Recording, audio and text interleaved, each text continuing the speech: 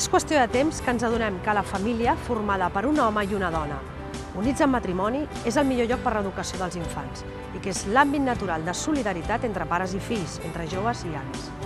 És qüestió de temps que puguem educar els nostres fills en llibertat.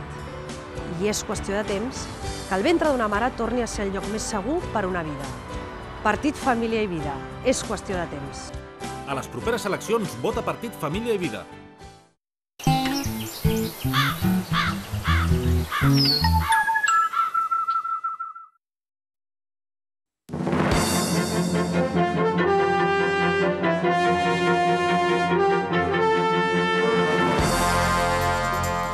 El nostre col·laborador mediàtico-ecològic ja és a punt per dir-nos les maneres d'estalvi d'aigua, però abans per respondre a les preguntes que vostès ens han fet arribar. I comencem, Josep Lluís Gallego, amb la Susana de Barcelona, que viu en una casa unifamiliar a prop del Parc Güell, quina sort, i diu que gasta molt en calefacció.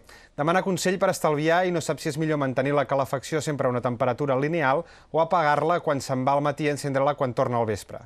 El més important és mantenir aquesta temperatura de confort, que estaria entorn als 24 graus, i que determina que la caldera no hagi de treballar demanant massa consum elèctric. En qualsevol cas, si ens hem d'absentar de casa nostra i la temperatura, en aquest cas, si viu en aquesta zona de Barcelona, ha de baixar molt, jo li recomanaria mantenir amb el nivell del termostat entorn als 18 graus. D'aquesta manera, després no haurà de fer un sobreesforç la caldera per demanar. El que hem de mirar és l'equilibri de temperatura interna i exterior. És a dir, mantenir aquests 24 graus en el conjunt de l'habitatge i si s'ha d'absentar entorn als 18 graus, mantenir aquest nivell. Molt bé, pregunta triple de l'Ester de Santa Coloma de Gramenet, que voldria saber com es pot reciclar el CD, els recipients metàl·lics que porten les espelmes de te i el suro blanc que porten les capses d'alguns electrodomèstics. Bé, el CD de moment no té possibilitat de reciclatge, no té possibilitat de valorització. El que hem de fer és tractar-ho d'una manera ambientalment correcta posant-ho a la deixalleria. És un residu electrònic que també es recull a les deixalleries. Les capsetes aquestes de les espelmes es reciclen al contenidor groc, es treu, és una capseta d'alumini, ja ho veurà, van al contenidor groc, i en el cas del suro blanc o del poliestirè, doncs això també va al contenidor groc. Això ja fa molt de temps que ho sabem, fins i tot té una valorització que vam mostrar fa unes setmanes. I per acabar, obrim el capítol, podríem dir, de les caques d'animals, perquè l'Elias d'Argentona és criador de canaris i vol saber en quin contenidor ha de tirar la porqueria que generen, sobretot les restes de menjar i excrements, i també la Mercè de Santpedor, que demana si les caques dels cavalls van a l'orgànica, a banda que també vol saber on van els encenedors de butxaca. Molt bé, els encenedors de butxaca, com ara aquest, van al rebuig. No se'n fa res d'un encenedor de butxaca. És a dir, que no l'hauríem de posar al contenidor groc, sobretot perquè si està ple podem tenir un problema de seguretat a dins del contenidor.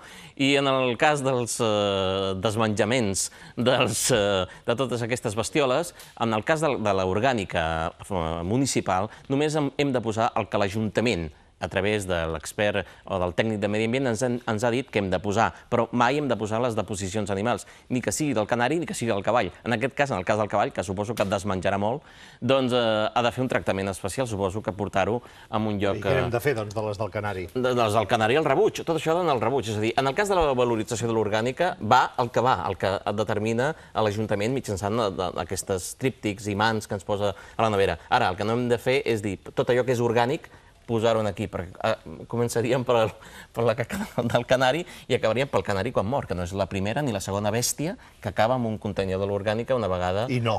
No. L'hem d'enterrar. L'hem d'enterrar al bosc. Hem de deixar un foradet, portar a qui fos l'amo d'aquell canari, si és un nen, si és un nen, i portar-lo allà. I cantar-li un ensalt, també. El més important és no tenir el canari. El més important és posar una menjadora a casa, que ja et vaig dir que et proporcionaria una per casa teva, una menjadora, perquè vinguin els ocells a la menjadora i no al contrari. Això és el més intel·ligent i és el que fa el món civilitzat. Però si l'ocell no vol venir a casa meva? Doncs no, sí que vindrà. Per què no puc tenir un canari ara? Si vull tenir un canari i ensenyar-li a dir cada matí gallego, gallego... No, això no fan els canaris, això fan els pícids, però en qualsevol cas. Veig que les teves nocions d'ornitologia no són massa elevades. Zero. Només sé 4 coses dels lloros. Però això d'engabiar ocells no em diguis que no fa mal. No, jo no en tinc, però hi ha moltes persones que en tenen a casa seva. Tampoc no veig ara quin és el delicte de tenir un ocell. No, perquè s'ha de capturar, s'ha de treure a la natura... Sí, però jo el compro. o me'l regalen... Ah, el compres? I d'on ve? Home, a veure, home, esclar, jo no vaig a capturar-lo. Com vols que vagi a capturar un canari? Deixa'm que t'expliqui coses que són, en principi, Va, anem al tema de l'aigua avui. Terrible això que denunciem avui des de Badalona. Ja saben, 430.000 litres d'aigua s'estan perdent des de fa 3 anys cada dia. I les reparacions, que ara sembla que estan en vies de fer-se, trigaran un any a fer-se, la qual cosa vol dir que es continuaran perdent durant el proper any 430.000 litres cada dia. Avui, teòricament, Aigües Ter Llobregat ha de fer un comunicat, aquest programa li ha demanat, però ha dit que tot plegat era una exageració, però han declinat la invitació a participar, a través del qual es posarà o donarà